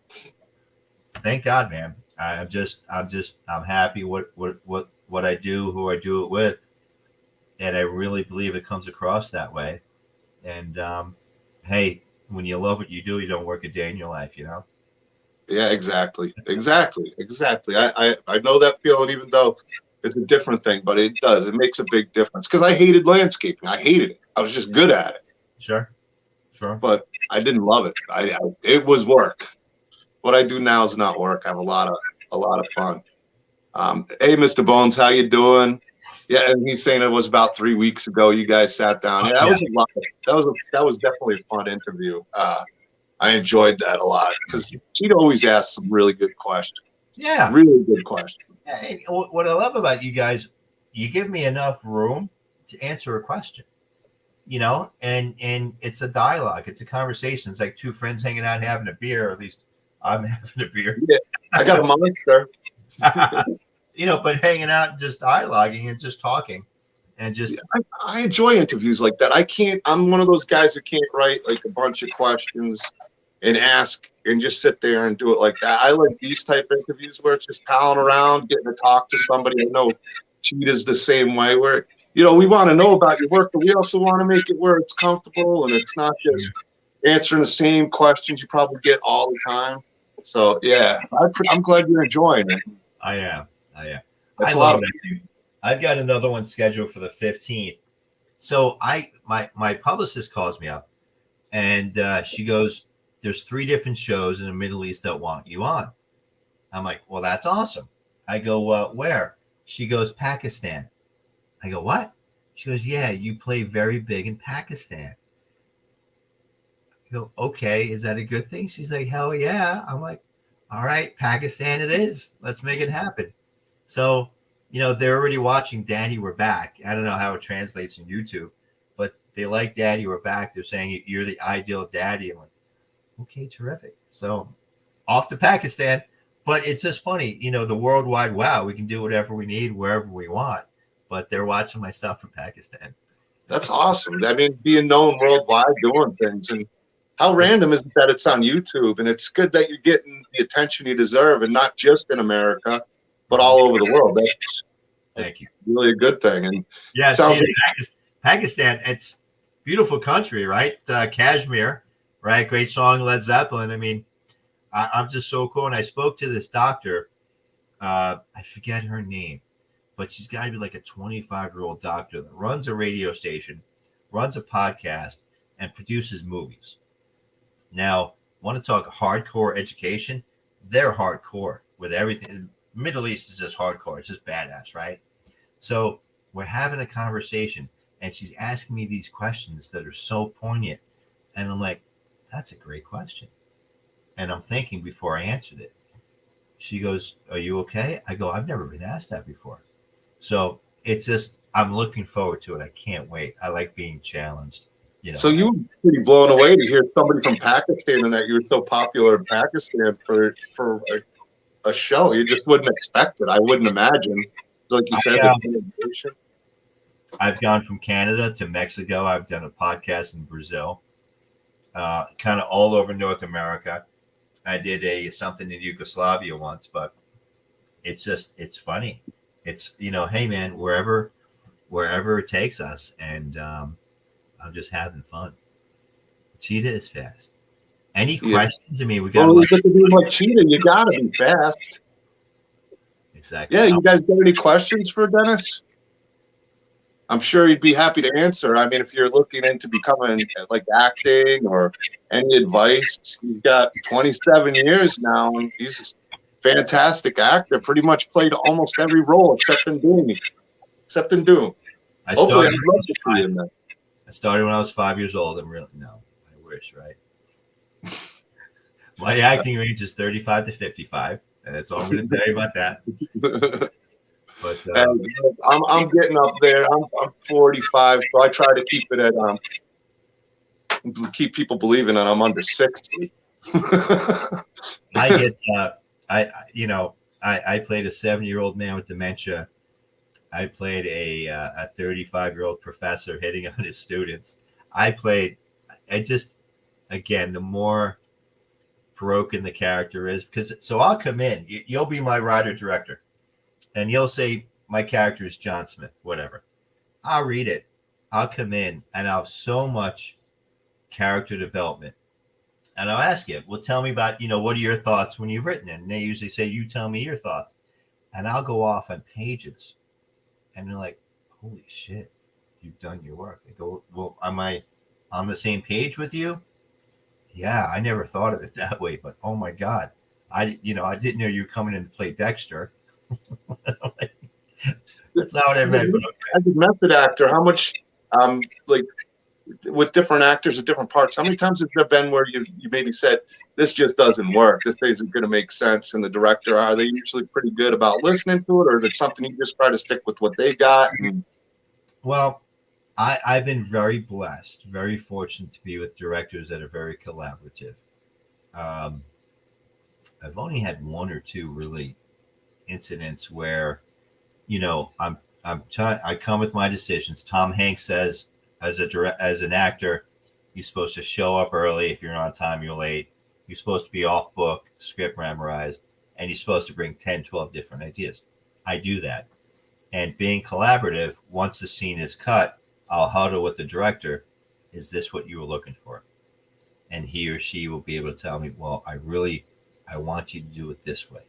Can you give it to me this way? And I'm like, well, tell me more. Explain to me a little more. And I'll get it. If you can communicate to me as specific as possible what you want, I can literally regurgitate it. I can give it back to you. I can translate it and give it back to you. If you're not a good communicator, it's tough for me to give you what you want. If they can give you specifics, you can do it. If you get the right direction, as a director should, you can adjust. You were saying it's easier to go with more energy and bring it down than it is to go down with energy for you and then try to bring it up to another level. So you always try to do it the most intense, I'm guessing, then bring it down as it goes. Oh yeah, I did a movie for Ken Montano, Nightwind, and there was a scene. I'm in a guinea tea. I'm getting beat up. I'm strapped to this chair. I'm in this basement. I saw that clip. Okay, so you get it. So when we did the table read, sitting in the same chair, my office here, I did it during the table read the same way I did it. Maybe not as intense, but Dennis is like, man, even in the table read, you give me everything I want. And I'm like, well, do you want more? Do you want less? He goes, I want what you just gave me. So I'm in the scene with this actor, and he's supposed to pull my hair and yank me against this brick wall. And the guy's kind of playing around and go, fucking grab my hair. Pull my fucking hair. Oh, you sure? I go, dude, you're not going to hurt me. Grab my fucking hair. So I was tied to this folding chair, and I had my feet under my knees. I go, when you pull me up, I'm going to spring up against the wall. I'm going to bang my head into the wall like you threw me into it. Are you sure? Dude, pull my fucking hair and I'll do the rest. So you saw the scene. Yeah, it was great. You know what I'm talking about.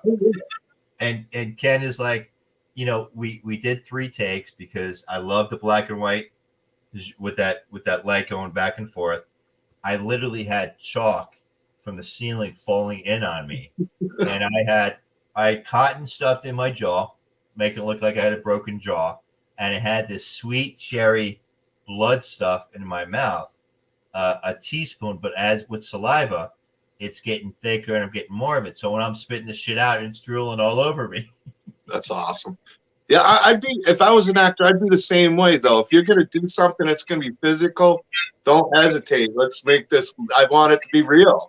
Because you can tell when somebody's, pulling away. I don't care how you edit it. It just, I love when an actor does that. And if you're going to do a physical role, let it be physical. Yeah, you got to. It's the only way to believe it.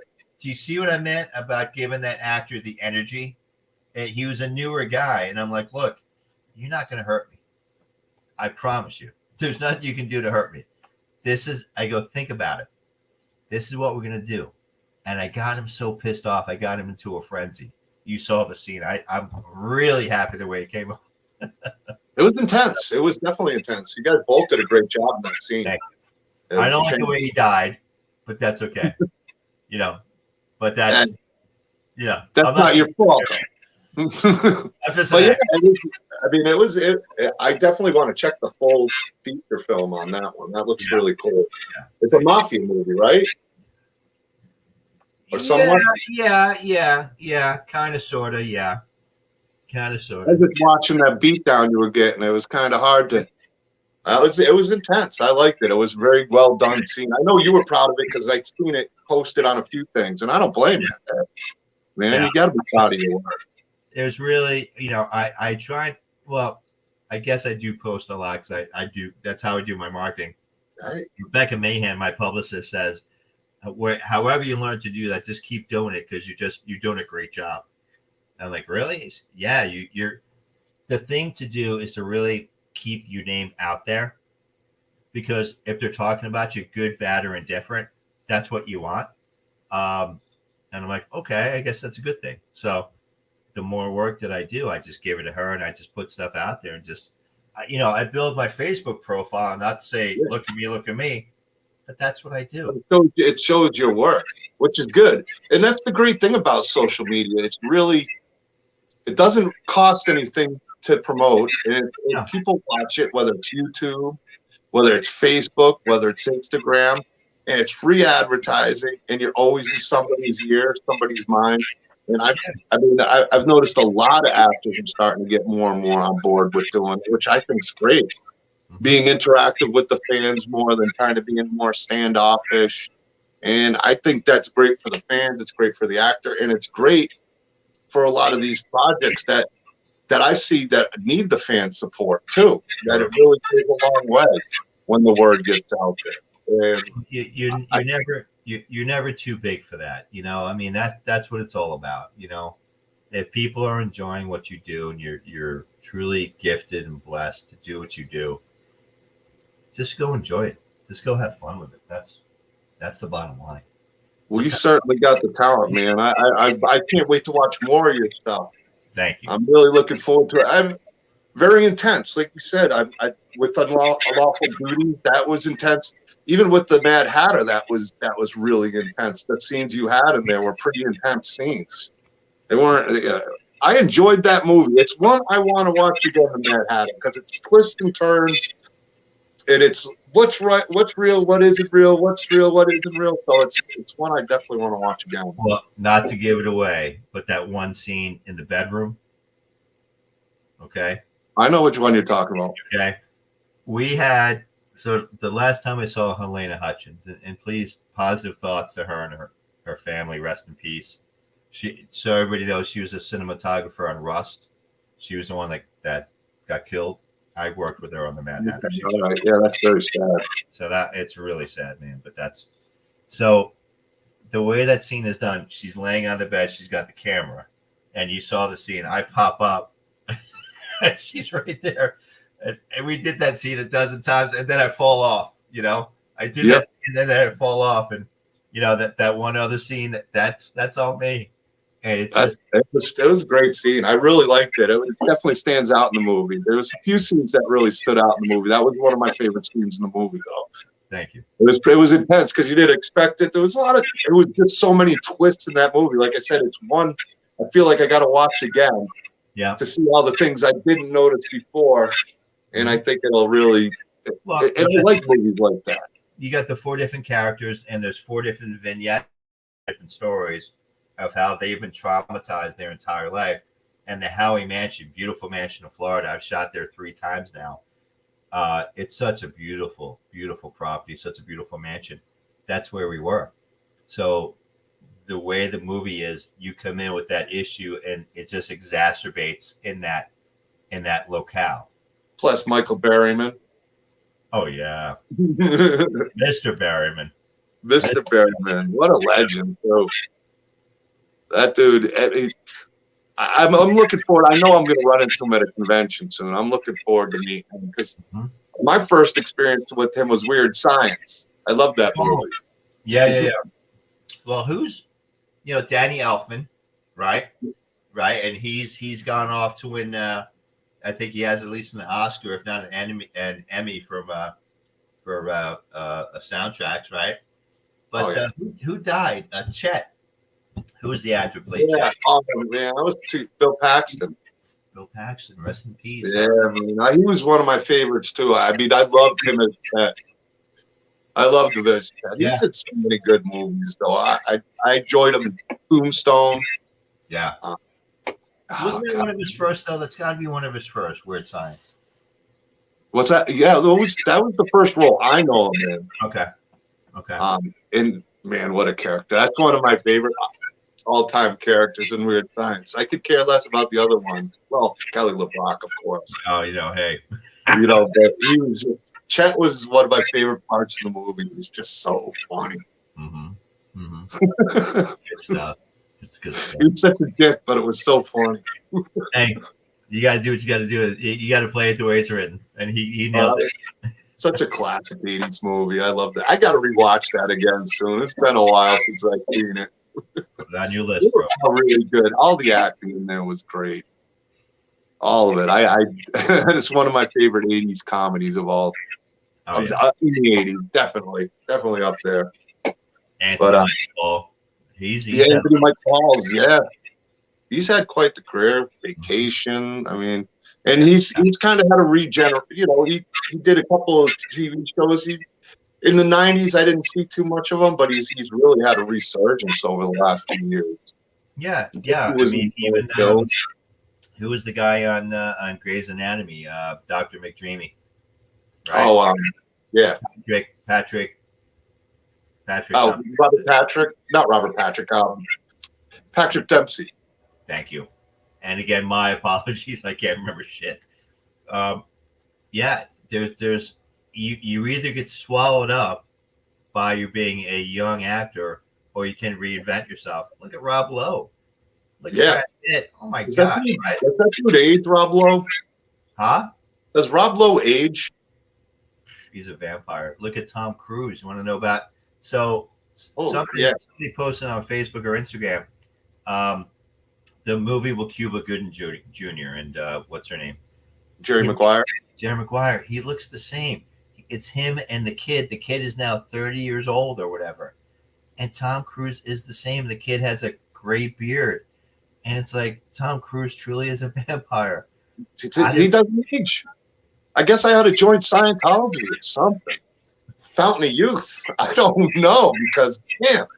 And that dude's still doing action scenes like he does serious, like we were talking about skydiving. Oh yeah. Oh my gosh. That dude will hang off a plane. He don't care. He'll do anything off a mountain. You know, the last Mission Impossible, he broke his ankle. Yeah, jumping from the rooftop. So, and I can't, people are kind of mad that he went off regarding this production and people with the COVID and stuff like that. He's the executive producer. Every day he doesn't shoot, he loses money. And he rented a cruise ship for the cast and crew. And if you want to screw around and not treat this as a business, go screw around somewhere else. I can't. When that video came out 6 months ago, a year ago, whatever it is now, and he's yelling at a crew member or something for not having a mask on, I can't blame him. Yeah, it's business. Well, he's got a lot on his shoulders as far as keeping everybody safe. Yeah. I mean, there's a lot of responsibility, especially on the bigger budget movies. The producers are no joke. They're liable for a lot that goes on, a lot. And every day you can't film, you're losing money. So what did the guy lose on it? Who knows? But I'm excited about Top Gun. That should be coming out next year. I'm excited about Mission Impossible. And there's just a lot of good stuff going on. Don't do HBO Max, guys. Go to the cinema. Go to the big screen. I love going to the cinema. And the cinemas now are even better than when I was a kid. The ones we go to, the one I got, recliner, leather recliner, sit back. If I'm not into a movie, I've been known to snore a little bit and get woken up. You can get a steak, you can get a beer. Yeah. You can go recline. Yeah. Things have changed, man. Yeah. And it works now that I'm older too. I need a recliner. Back in the, when you're a 12-year-old, 13-year-old, you don't care. But now, they make it comfortable. I really root for theaters to have a resurgence. I know with Joe, I was talking to Joe Jameson at Orlando Phantasm. He's working on a drive-in movie, like a drive-in only movie, which I think is pretty cool. That's awesome. That was actually when he was talking to me before I realized who it was. When he was over at my table, we were just shooting the shit about things, and he brought up, I got this one movie in development for a drive-in theater. Yeah, he was a cool dude. He was just one of he doesn't like to be called the cool dude, but he was just one of those guys where I remembered him as soon as he came over. I'm like, this guy is a world of knowledge. You could tell the dude had talent and stuff. And, of course he does, but I really liked Joe, and I really liked Austin a lot too. They were both really good. Yeah. Actually, all the guests in Orlando were really, really great. I had a blast. It's always great to meet people. And the one thing I love about having a table is you get to interact more. They'll see you more. And they'll come up to you. Because I have a big Myers collection. I had a big Myers table. I planned my table around Halloween. in Halloween Kills in 2018 because Nick Castle was there, PJ Souls, Dude Courtney, Will Sander, who was young, Michael Myers, the guy who played Bob. Okay. Told Bob to get me a beer. Give me a beer, Bob. Give me a beer, Bob. Bob. He was funny, yeah. But yeah, I mean, those are great. Have you ever done conventions? Have you ever had like a booth at a convention? You know, I've been invited to a lot. I don't like watching my work per se. I went down to the Billy the Kid Film Festival because RJ sent me down, and I enjoyed it. And from the moment I was registering, people yelling, "Killer Miller, Killer Miller!" Like, Dennis Mallen. It was funny. I need to do more of it. Well, if you're around in May, you come hang out at my table. I got like a 10-foot table. I'm serious. Yeah, let me know. I'll come up. Yeah, it'll be in May. Yeah. Ocala in May. Yeah, it's Ocala. I'm going to the Tampa Bay Underground Film Festival December 2. Killer Miller is going to be in that, and I've got a lot of friends in Tampa. Preston Walton's going to be out there. My publicist is coming up. We're going to be doing autographs either at that or the day before. I don't know exactly what she has planned, but we're going to do a presser, and we're going to be giving out headshots and stuff like that. She's taking care of all that stuff. But yeah, I need to do more of that, and I just haven't got my head around it per se. But she's kind of positioning this and positioning that. So yeah, whatever. I think the more you do, the more you'd even enjoy them too. Hey, you would if you were in Orlando when I went in October, you would have seen Austin and Joe. I know. I just had a conversation with Austin, I guess about a week or so ago. I was producing Sliced, a horror film. I'm producing it while I'm in Texas. And something happened like 2 weeks ago, 3 weeks ago. I needed a second AD at the last minute. So I put it out there, paid gig, of course. And Austin reaches out to me and I call him up. I go, well, I'm going to Texas. He goes, oh, it's being shot in Texas. I go, no, it's being shot in Clearwater, but I'll be in Texas. And he's like, well, how you doing that? I go, well, I've got another producer on set. I've got a great director on set.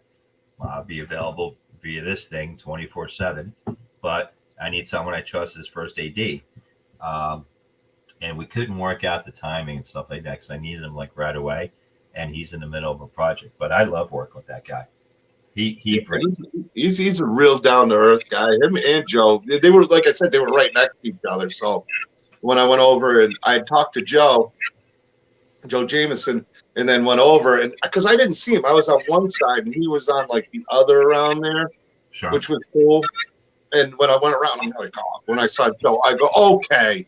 I go, dude, you lost a lot of weight, man. No wonder you don't look anything like you did before. Because he's had a loss of 50, 60 pounds, easy. Yeah.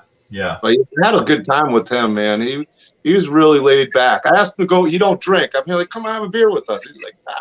But we, fist pumped the whole time. Me and him got along great. I'm looking forward to actually sitting down with him in the future because he was such a laid back dude. And like with you, I had so much fun just talking film with them and movies. And I love those kind of things. I mean, that's what's been a lot of fun with you is just I learned a lot. I mean, you're 27 years in, and I love learning about all this stuff because it's knowledge of something that I'm trying to understand now and to really get the insight from somebody who's got this level of experience, this level of talent is really great. Hello, Sengrimchi. I'm hoping I'm saying it right. I'm going to call you Sen. Hi, Sen. Welcome to the stream. But I know you're a busy guy. You probably got to get a cold shower in the morning and get to work as usual. I'm doing a 10 a.m. Facebook Live for Daddy We're Back. Okay, man. Send me the link after that. You're going to be doing when you're going on. I definitely want to watch it. Be there, help support. You guys do the same thing. All his links are in the description for Facebook, on Instagram, his YouTube channel, Dennis Mallen. You can look him up. Always available, it seems, to talk to his fans and, like he said, give out any information of somebody who's interested in acting, interested in producing, interested in getting into the film industry. Mm-hmm. And I think that's awesome. It's always cool to see somebody who's willing to share their experience and knowledge and take time for the fans. So I really appreciate it, man. Whatever I can do to help, and anybody, anywhere, time permitting and stuff like that, I'd be more than happy to. So, I appreciate you. I appreciate your time. I appreciate this, and it's fun, man. Maybe like I said, maybe when Joe or Austin comes on, you come on and hang out too if you're around, or maybe get all three of you guys and can talk some movies and films, because I had a lot of fun like talking with you tonight, and we were kind of talking in Patrick's chat at Cheetah, Have Cheatable View. Check out Have Cheatable View, guys, if you haven't had a chance to do that too. He's got a great channel. He interviews a lot of great people. But we became friends, and I was like, I have more questions for this guy. Let me bring him on. And I've enjoyed it. And it's so funny. It's such a small world that I had just met Austin and Joe, and the movie was there. And I enjoyed it. It was different. They had some twists. I think Joe did a real good job with that movie. The film industry alone, man, as big as it is, it's small. And then you have the microcosms. You've got the Florida film industry where everybody really knows everybody. You got the Miami clique, the Orlando clique, the Tampa clique, and nobody seems to want to go anywhere. I go all over. So I'm known in Miami, I'm known in Orlando, I'm known in Tampa. And if you're good at what you do and you have fun and you build relationships, you're going to keep busy. And there's so much talent down here. It really is. And we have Atlanta, 8 hours away with everything that's going on over there. New York is 2.5 hour flight, California 6.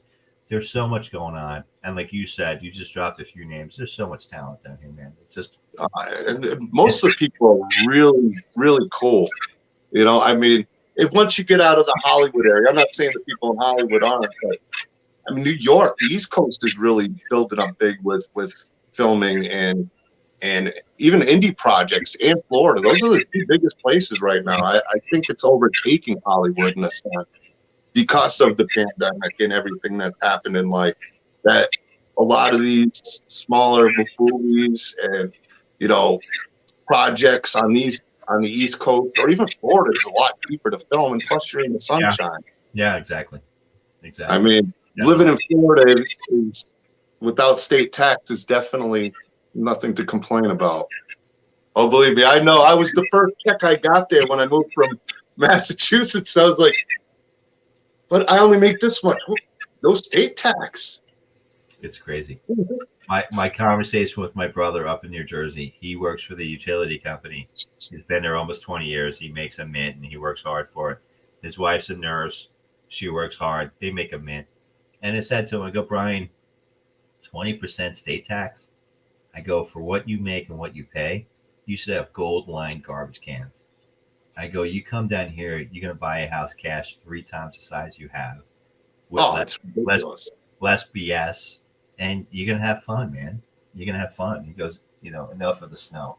I'm so glad I moved away from the Northeast. Like, I'm in Missouri, which is a lot, in a sense, like the Northeast, but it's more like the Northeast 20 years ago, where it's not all built up, congested. Like, I used to go to Providence, Rhode Island from Massachusetts all the time because it was closer to Boston. Mm-hmm. And Providence, no time at all. Now you go down those roads, it's like a 5-lane highway, traffic jam everywhere. It's like, I can't do it. Like I visited, I had to go to Massachusetts for a funeral like some years ago.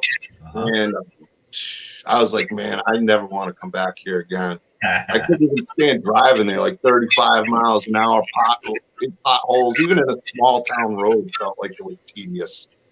I did love Florida. But I moved to Missouri. I do love Missouri because I do like a little bit of weather changing. But if I didn't love my job, I'd probably move back to Florida because my parents, my sister are there and everything. But I can't leave my guys. I hear you, man. But you come down to visit, come down, do the we will stuff. It's the worst the older I get. I used to do long drives, no problem. And it's like, because I drive, I stuff up my minivan. And I'm 6'1", so there's not much room to lean back when you got Pennywise hanging over your shoulder. And, yeah, this guy was hanging out close to the time, breaking them down. I love it. I love it. So it's fun. I mean, once I'm there, it's fun. Even the drive's not bad. It's just leaning on the armrest. My fingers were numb for about 3 weeks. I'm not even joking. Before I could actually feel them again. Oh my gosh! Getting old. You get pulled over. You get pulled over. How do you explain Pennywise now? Well, I had let's see, that bus right there next to Pennywise. I had him in the front seat because I didn't have room to put him anywhere else. Oh man! So he was there, and I did some video clips. They were kind of funny, you know, just going like, "This guy's an asshole. He ain't much to hang out with. Don't say a word. And he just mean bugs the whole time." So yeah, I had it literally stuffed to the front. I had like a minivan. I want to get a conversion van so I can bring more. But I had to put him in the front seat. It was the only place I could squeeze him. Don't ask me how I got all my crap in there in a minivan, but I did. I did. Where there's a will, there's a way, and it was packed. Wow. I got photos. You could see Pennywise like over Michael's head, just hanging because he's taken apart. The top piece just hanging over. That's the only thing I'm looking forward to in May is the long drive and packing up. But I've gotten it down to where I can set it up real quick now. I've done it so many times. Get it down to a science, plug and play. Yeah. That's good. If I can help you with anything, man. Yeah. I appreciate it, man. You've been awesome, dude. We definitely got to do this again. And I am going to check out that series. What's the name of the series? I'm going to write it down right now. Daddy, We're Back. Daddy, We're Back. I know I saw it on Amazon. You said it's on YouTube too. So I'm gonna watch that series. I'll give it a good watch. Probably, if I can, I'll probably watch it tomorrow or tonight and watch it with my guys. You know, I really want your opinion because there's such range in the way it's written and such range in the way that the character was played. And there's so many twists all the way through. Good night, Patrick. Take care, Cheetah. Take care, Patrick, buddy. Thanks, bud. There's so much range and there's such a journey with my character. I'm interested in your opinion. We will watch it. I'll watch it. We'll set up another sit down. We can talk about it. You know what? Let's do it. All right, man. You watch it. Maybe I'll get the girls to come on too. Hey, I'm all down for that. Yeah, I'm all down for that. I'd love to have the cast on. That'd be a lot of fun. And it sounds like you're really, really proud of the range that you had to go and the growth in the character you had to do. Yeah, I really am because it was definitely kind of out of my wheelhouse, and I'm glad I did it. I'm that much richer as a human being, as an actor, as a person for the experiences. I love the girls, I do, and did you kind of become that father figure? They make me cry. Even today, they'll call me up and say, "Oh, Dad," you know, they'll say something. I saw a picture, the two girls, right? They said, "Hey, Dad was." Yeah. I was trying to pictures. I was checking in, see what's going on with Dennis Mallen's page, see what's up. And yeah, I saw that picture. No, they're amazing. They're such great friends. They're so talented. And even today, that they'll call me up and share some good news with me, and they just make me cry. They just hit me, and they just whenever you're on set with anybody, you build such an affinity towards that crew, that cast. I don't care if it's 2 days, 2 weeks, 2 months. You just build you build rapport. You well, really especially the series though, because you're working together and you're going for season 2. These are people that, even if it's a few days, yeah, you're going to get close. But when you're working on a series and you're working, and I haven't seen the show yet, but obviously it's a family show or father show. There's got to be a lot of emotion, a lot of things that you have to have good chemistry with. A little bit. You see it. You tell me how much emotion's in there.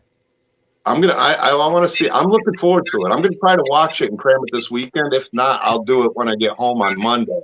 Good. Because I work 24-hour shifts, and sometimes I try to find.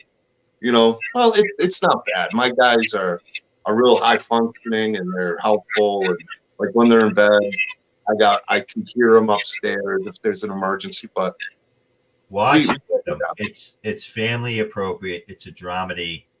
There's laughs. Watch it with them. I think everybody would enjoy it. I really do. I think I'll put it on my one dude.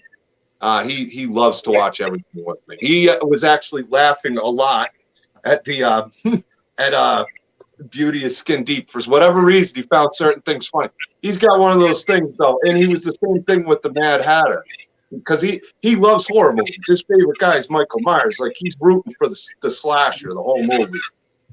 So he enjoyed some of the scenes. You scared me now. Now you're scared. Yeah, but he's the most friendly, nicest guy. He loves horror movies. Loves those movies. Watch Daddy. We're back with them because obviously like point me out and stuff like that. I'll send him an autographed headshot or something. All right, yeah. I'll send you some pictures offline. That's the hard part is I can't post them. I'll show you some pictures of my guys that I take care of. Yeah, and you can see him. He looks like Super Mario. Literally. I'm not even joking. That is funny. I'll send you some clips. I'll have him say hi to you or something. He's awesome. I mean, all three of my guys are awesome, but he's the one who's like at my hip all the whole time. Like whatever I do, he's following me. So, and honestly, he's the one who got me to collect all this stuff I got. He got me started in what I'm doing. It's something that we like. One of my guys is a big Star Trek fan, so I'll do Star Trek stuff with them. The other one's just whatever I think's cool. He thinks cool. My other guy, he's a lawn cutter. He likes cutting lawns. He's just one of those super helpful guys. And he'll sit down and watch movies and use his tablet. But the other one, he's with me at the hip. If we're watching something, he's watching it. He gets, and I can tell if he likes it. He'll sit there with the tense. And he did like the Mad Hatter, and he did like Beauty is Skin Deep. He sat there and watched them both, and big smile the whole time. Well, if I can make their day, man, if I can put another smile on their face, I'll be more than happy to. You let me know. I'll watch it with them, and I'll let you know. Maybe I'll even catch some pictures if I see some smiles in there and let you know how they're reacting to it. Cool. I appreciate that. But we're definitely going to catch up. We'll definitely have to do this again. We're shooting on 2 hours. You got an interview tomorrow at 10. So I'm send you the link before you get on if you get it. I can check it out. Sounds good. I love it. Brother. Take care. Thank you, everybody, for being here. Thanks again, Dennis. It was awesome hanging out and talking. I look forward to doing it again. Without a doubt, brother. We'll talk soon, okay? All right, brother. Thanks, everybody. Have a great night. All right, later.